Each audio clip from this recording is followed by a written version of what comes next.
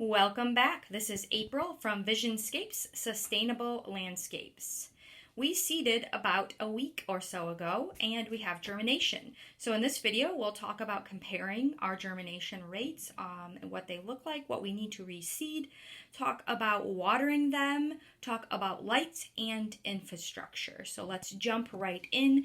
Right in the center here under the light are our brassicas. These look really nice. We mostly have one seed per cell here, or one seedling per cell. Anywhere we see more than one seedling per cell, we're going to just want to pull that out. And so that's going to be true for most our plants. So our brassicas, that is broccoli, cauliflower, kale, our peppers, tomatoes, most of the flowers. The only thing that kind of goes outside that rule are some of the culinary herbs. Like back here, they are very small seedlings and they naturally grow in clumps, okay? So these look very good and strong, short stems, nice and strong. And now we're going to look at what we don't want, or what not to do. So over here we have some broccoli.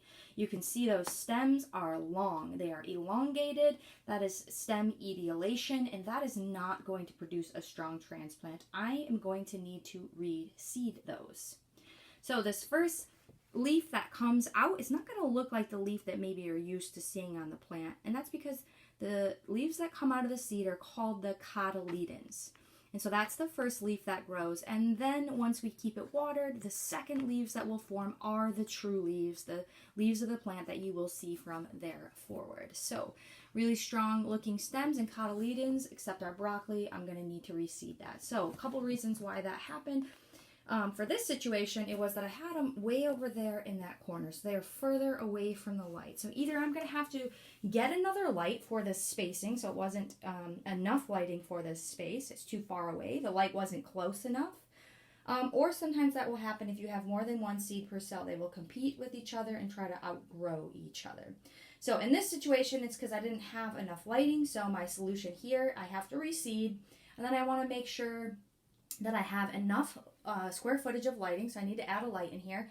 But the other thing that I'm going to acknowledge here is that brassicas specifically are more susceptible to the stem elongation than my peppers and my culinary herbs were. So I'm just going to prioritize putting them directly under the light, but also increasing my light. So we also have some pepper germination here. This looks really nice, one seed per cell. Anywhere where we see more than one seed per cell, so like right here, we're going to want to pull that weaker one out. So see that one there, I'm pulling it out. You can see that little tap root. Sometimes if you have an open cell, you can try to stick it in there and see if it grows. It doesn't always, but sometimes it's worth trying. So just that there. So if I look at my other pepper tray, there are some still coming up, but peppers are one that is a little bit slower. Definitely slower. My brassicas popped up right away. My peppers take a little bit longer. And then you can see over here, my parsley hasn't even germinated at all. And that's because that's a very, very slow germinator. It really absorbs a lot of moisture before germinating. Same with my celery over here, not yet germinated, takes a long time. Lavender, rosemary will also. And then these culinary herbs were a little bit slower to get started, and some of the flowers will be slow as well. Now, this tray here, this is my basil. You can see in the very corner there's some basil cotyledons that are growing. But the rest here, I actually came home too late and these all burned, so I lost those. So those will also need to be reseeded, okay? So that's just kind of comparing our seedlings, and again, I'm going to want to reseed these broccolis that are over here in this area. Okay, so those are all going to be reseeded, and I'm going to be reseeding that basil. So that's what we're looking for right there in the center. That is not what we're looking for with those long stretchy stems. If you get those long stretchy stems, we've got to adjust something in the watering or in the lighting or in the density of seeds per tray, because those are not seedlings that will do very well in the garden. Okay, so switching over to watering. Okay, so what I have for this space is I have a half-gallon hand sprayer, all right, and that is covering all this space in here, and it just looks like that. It's just a Home Depot sprayer. People would use it for chemicals typically, so we're using that for watering here. For my space, I would suggest actually having a whole gallon. This is not quite enough, but this is a good size for a home grower with just a few trays. So I'm going to start watering. Here you can see this process. Nice, slow, controlled spray. the way across from one side to the other. And you can see it doesn't go very long, and I gotta pump it up. And so you want to mimic a rain cloud, okay? So sometimes I'll see people do this kind of situation. That is not what we want. We want to go nice and slow, covering everything. So I'll go all the way across like this, kind of painting lines, making sure I'm getting everything, okay? And then I'm going to pump it up. Then I always like to go around the edges and give the edges just a little bit extra because the edges are going to dry out the fastest. Also, my edges, I've moved all the seedlings that haven't germinated. So you see I moved all the germinated brassicas right there to the center. So that's another reason to make sure those non-germinated seeds, they really need to stay moist. And the ones that just came up are very susceptible to burning up under the light if not watered like those ones there. So I got those edges. I'm going to pump my sprayer again. And then the second time I go, I'm going to go in the opposite direction, making a line pattern that is exactly perpendicular or opposite what I just did. Okay, and that's just to make sure that I'm getting even coverage all throughout my cells. All right, and then I'm going to use this entire ½ gallon on this tent that I have here. And I do that about 3 times a day. So I water as soon as I turn my light on in the morning, ½ gallon across all of this. But what you're really going to want to check, and how I determined a ½ gallon was sufficient 3 times a day, is by actually getting my fingers down in the soil here, okay? So I'm actually going to feel in the soil, and I feel that all the way to the bottom it's moist.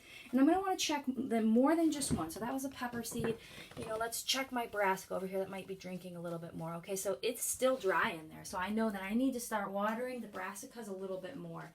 And so what I started to do is I'm actually taking these brassica trays out. So this 1, 2, 3, 4 in the middle, and then these ones I'll probably reseed. So I don't know what I'll do with those yet.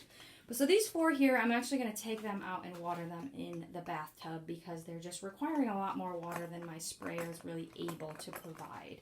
So that's kind of what watering looks like. And again, you want to feel down in those cells and see if you're getting adequate moisture all the way to the bottom. And that'll kind of tell you how much of a frequency or how much water you're putting down. So I know from experimenting here that about a ½ gallon across my seedlings seem to be enough. And then my brassicas need a little bit more. Okay, so that's a little bit on watering. And now we will switch over to talking about lighting and infrastructure. So in here, I have this in a grow tent. This is my new fancy toy this year. I've not done this previously, so I'll show you what I did last year on shelves, which will be very comparable to maybe what you're doing at home. So, a shelving system, very, very easy to get at Home Depot. So this year I have mostly supplies on this, using it for potting, but you can see I have 1 light set up on it. So essentially you could have 4 different lights set up on it, and you could have 2 trays per light. So depending on how much you're doing, maybe as a home grower you're just using this 1 light and you don't need the shelving system. If you're wanting to do a little bit more, the shelving is pretty nice. So you'll see under my light here, so my light on, and I have some germination coming on under here. These are chives. And you'll notice that I have literally 2 fingers between the light and my tray because I want that light to be directly over my plants. Now, once my plants start growing up, and I'll let them get to where they almost touch the bulb, and then I'll move the light up, or rather I'll move the plants down because I have them stacked up here on trays. And over here, I have them stacked up actually on yoga blocks. But you can see, again, that the light is very close here. And this one has not germinated yet. And so this light is a Agri-Bright fluorescent lighting system. You can get this at a grow store. You can easily get it online. And I'll show you the label over here. This is a T5 high output fluorescent lighting system by Agri-Bright. Real good grower light. This is what we've been using both as homeowners and professionally here, is these lights to get the seedlings started before we can get in the unheated hoop house. So we don't have any heated hoop house here, so we're doing this operation indoors. Okay, so that's lights, infrastructure, and then of course this infrastructure is a little bit more to invest in. This tent is anywhere from, depending on the size you get, from $500 to $1,000, depending on size, but something we're trying this year. And what I will tell you with the difference between the two is, so growing in here, I don't have to worry about water. That is one thing that has helped. I can contain the water, so that's helpful when I'm spraying. But now that I'm moving these brassicas in and out of the bathtub, which is a whole operation, it's a little bit more difficult to do it with the tent than it was to do it over here with these shelves. It's just easier to pull them off the shelf, water them in the tub, and get them back in the shelf. Really easy access for that, whereas over in here, you know, I'm having to get inside here. It's wet in here, so it's containing the water, but a little bit more difficult when it comes to getting more water on those brassicas. Now the other option is I could get a pump, and I could pump it from the bathtub. So if I had a pump and a hose, I could run it all the way in here, and that would work very nice. That may be my next step next year as I continue to improve the indoor grow operation, hopefully one day arriving at a heated hoop house. But so this is what we do when we start, starting with this simple system here that you could easily replicate at home, even if you just do that one light there with your trays under it. So I hope that this is helpful for you guys in looking at your seedlings and assessing if what changes you might need to make with watering or lighting or accessibility with infrastructure, and to know which ones to reseed and which ones not to, and then how to make sure that they stay nice and moist, and how to check that moisture level. So again, we appreciate your support, and we hope that we're helpful. Please ask questions. Ask me what videos you would be interested in hearing in the future. You can direct all that communication through our website, www.mivisionscapes.com. Thanks for joining us today. Happy gardening.